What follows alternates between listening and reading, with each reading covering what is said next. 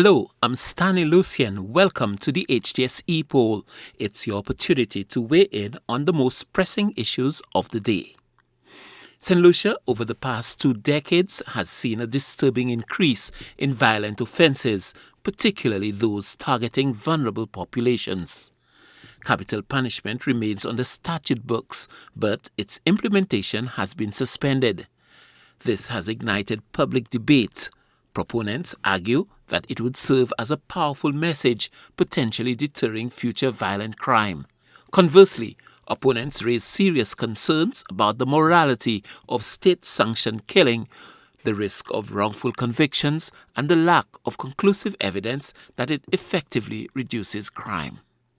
They also point to potential international condemnation, citing human rights violations. We ask, should Saint Lucia resume capital punishment to combat and deter violent crime? We took to the streets to get your opinion, and here's what you had to say. Well, the way the world is right now is prophecy that are fulfilling. What we see in there, lawlessness shall increase, wickedness like never before. But of course, I mean, the capital punishment always there is in the law books. But of course, I think it with our discretion, we can see well there are certain crimes of passion. Well, I think bringing it back is not like bringing it back because it's there already. So, but all that will deter, will make someone else think maybe twice, thrice before they do something. But it will not automatically stop a violent crime. But it's a deterrent, and it's still something we can look at.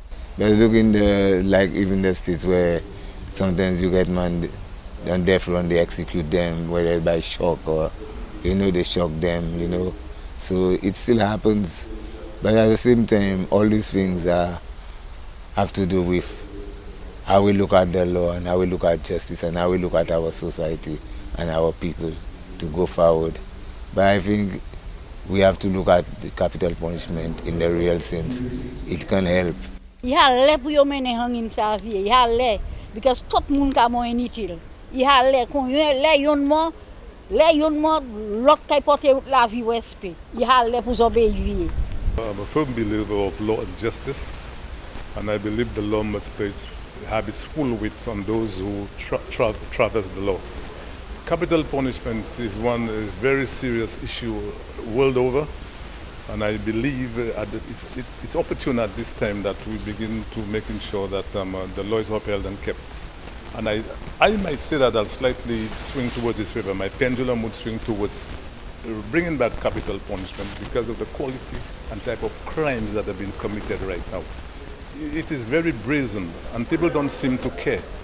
I know that there is that argument that it will not be a deterrent if people kill people when they kill people, but I think it's important that we do something to show that we are serious about law and order and how people behave themselves in society. So I believe that we should bring it back. Well, to me, if you hold it just straight and you see how it's going and the system wants it, it's up to the society. To me, law is law, and if somebody really do something bad, it bring it back. I believe, to me, 100% man. Because things ain't running properly, man. Things not good in Lucia, and we don't want that in Lucia. So we have to do it right and let the system run right. It's up to government. If it's necessary to bring it back, bring it back. Definitely yes. Why not? Because without this punishment, people will do whatever they want. But when they bring back capital punishment, they will think twice. It can be myself. That is the only solution to this kind of murder going in Saint Lucia. I think it is imperative that the government, as a system of governance, to ensure deterrent is a very critical point in deterring persons to cause criminal activities. If the punishment is so lenient, people will more be inclined to commit crime. And if the system is not of control, now I go to the biblical principles as God. God is the guide of all principles. And if God says, if you sin against me, you will be punished, you shall die. Presently, at the bodily correctional facility, there's no correctional facility there. Those persons go in there and they are not able even to be corrected because there is an institute to commit more crime when they live there.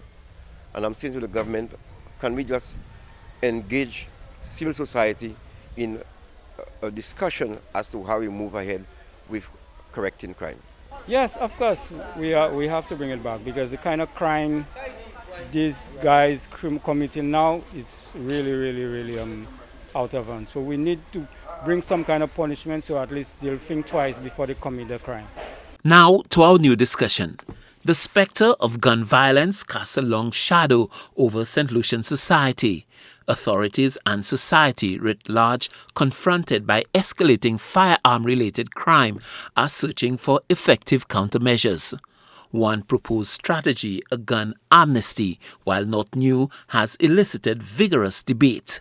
Such an initiative, wherein individuals surrender illegal firearms without fear of prosecution, ostensibly aims to reduce the number of weapons circulating within the populace. Opponents argue it fosters a safer environment, while detractors cite potential for abuse and limited long-term impact.